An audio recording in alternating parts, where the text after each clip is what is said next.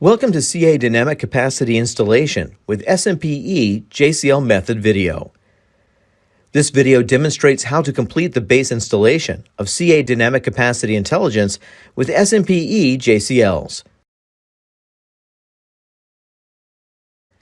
As you have seen in the previous CA DCI installation videos, the JCLs are now ready for submission to complete the base installation. In this video, you will learn how to perform the following functions.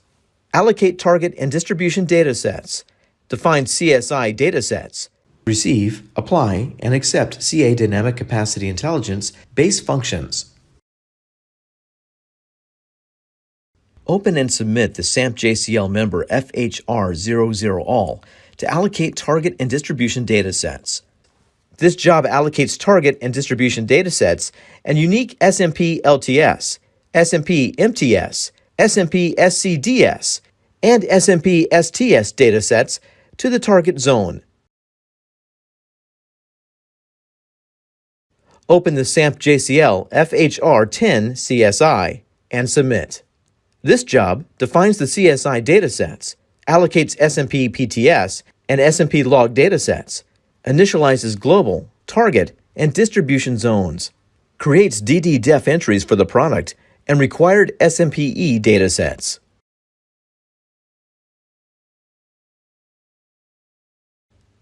Open and submit the FHR20 RCB to receive the SMPE base functions.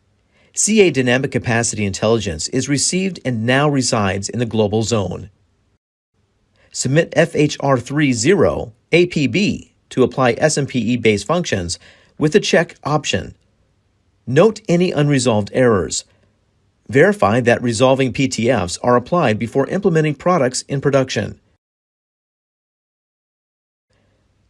After the successful completion, remove the check option and submit the JCL. Now CA DCI resides in the target libraries. Open the SAMP JCL member FHR40ACB. Submit FHR40ACB to accept SMPE base functions with the check option. After successful completion, rerun accept with the check option removed. CA Dynamic Capacity Intelligence is accepted and now resides in the distribution libraries. You have completed the base installation of the product and can now use the JCLs in the CFHR SAMP library for configuration. For more information about the procedure and the product, refer to CA DCI online documentation in Broadcom Tech Docs. Thank you for watching.